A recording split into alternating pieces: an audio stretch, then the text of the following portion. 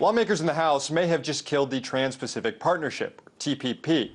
Now, a quick refresher here. The TPP is a new trade deal in the works that would open up markets between nations along the Pacific Rim, like the United States, Canada, and Japan.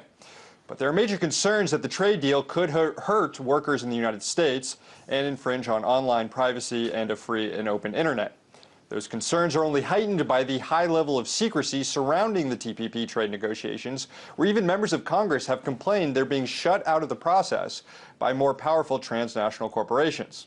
Now, despite all of that, this trade deal was headed for fast-track approval in Congress, meaning it couldn't be filibustered and it couldn't be amended. This is basically the way Congress has passed every trade deal over the last few decades. But this time, things may work differently.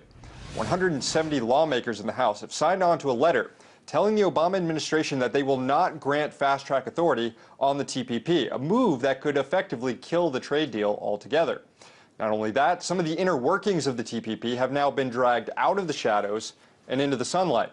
This morning, WikiLeaks leaked the actual text of the intellectual property chapter of the Trans-Pacific Partnership, a 95-page document revealing in great detail just where negotiations currently stand on a number of very important IP issues.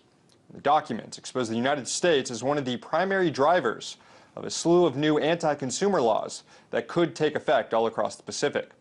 Joining me now to discuss more about these new developments in the TPP is Peter May-Barduk, the Director of Access to Medicine at Public Citizen, and James Love, Director at Knowledge Ecology International. Gentlemen, thank you so much for joining me here.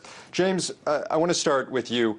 This really is one of the first times we've gotten such a glimpse into TPP negotiations here. They've been extremely secret. As I said, members of Congress haven't even been privy to a lot of this stuff. What do these documents released by WikiLeaks today kind of show us? Well, it's remarkable. We have to depend on WikiLeaks to find out what the hell's going on. I mean, the agreement is really about patents and copyrights primarily. Some issues about trademarks. These are not, you wouldn't think, big state secrets, but it's about, it's really, this chapter has really been driven by the lobbying by the pharmaceutical companies in Hollywood.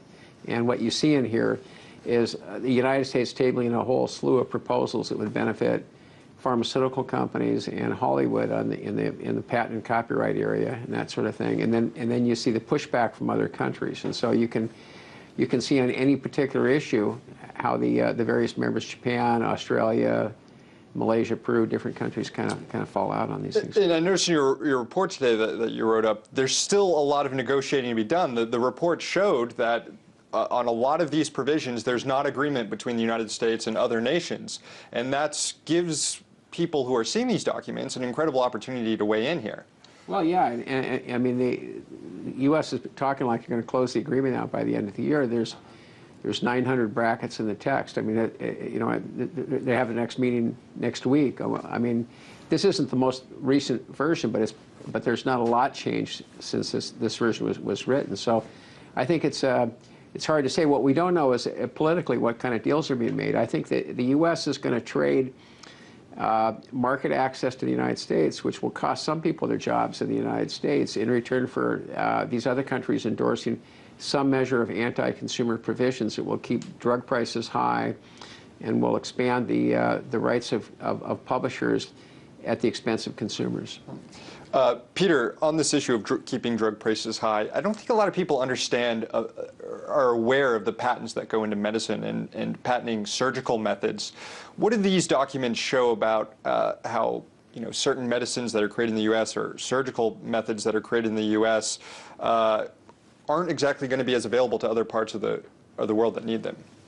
That's right. Well, it's called a trade agreement, but really this is a secretive rulemaking against public health, and it would lead to preventable suffering and death in Asia and Latin America while binding U.S. consumers to high drug prices, bad rules here at home. There are a number of bad proposals that have been advanced by Big Pharma, and as you mentioned, includes, incredibly, patents on surgical methods, the methods that the doctors are actually using on patients, their treatment practices, anything that's not with the doctor's bare hands, potentially patentable, monopolized, You can This is sue something that doctors wasn't the over it. way before, right? I mean, surgical methods used to be something that people could just use that couldn't be patented. There are only two countries in the world that recognize these patents. One is the United States. The other is Australia, which actually opposes the U.S. proposal in the text. 80 countries have banned these procedures outright as an outrageous violation of medical ethics.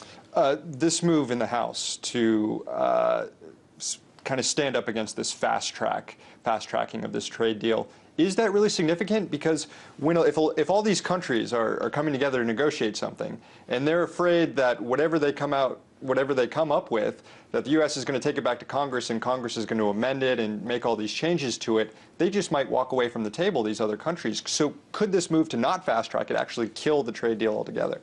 Yeah, well, I think you have to have pressure on both sides. It's an outrageous, secretive process, and this is going to significantly increase the pressure, not only the congressional move, but the fact that for the first time, countries' proposals are exposed, and the United States is visibly isolated. It has clearly lost the debate and is simply trying to bully and pressure countries by hook or by crook into lining up with Big Pharma and Hollywood anywhere the United States can get that agreement. But it's really not looking very good for those proposals here.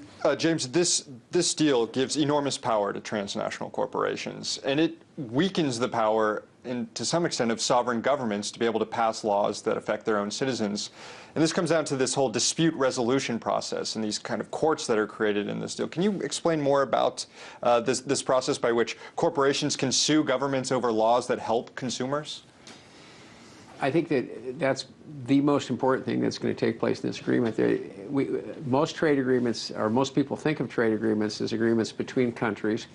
The World Trade Organization, you can only have a dispute if a country sues another country, and that does happen, but it doesn't happen with huge amount of frequency, partly because countries are kind of reluctant to do that, and maybe they have, if it's something about their intellectual property laws, they may have something in their own country that they don't really want to fight over.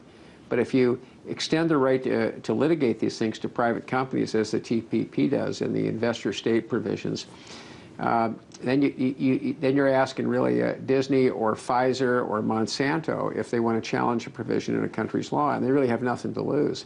And they will. They will then push the envelope, and they really push these things.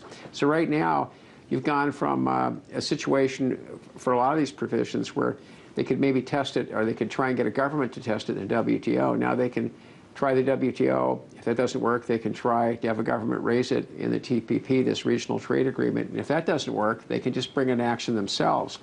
And if a company wins against a government, you can have massive fines that the country has to pay to the private investors just for doing something that's designed to protect consumers. You know, this is one chapter of the agreement. There are 29. There are 28 chapters left, shrouded in secrecy. If this one chapter does so much, what do the other 28 chapters do? That's a frightening point, and this comes amid a time where people are afraid of UN one world governments and stuff with all these treaties. This seems like one world government here, this trade deal. We're out of time here. 5 seconds, quick. You got a point. Well, yeah, I mean, it should not be secret. The only reason I think it is secret is because there's no one in the White House and there's no one in the Congress that's willing to say that it should be public, other than maybe Elizabeth Warren and Ron Wyden. I mean, it's been very little congressional support for this. It was Peter Maybarduke, Director of Access to Medicine at Public Citizen, and James Love, Director of Knowledge Ecology International. Thank you both. Thank you.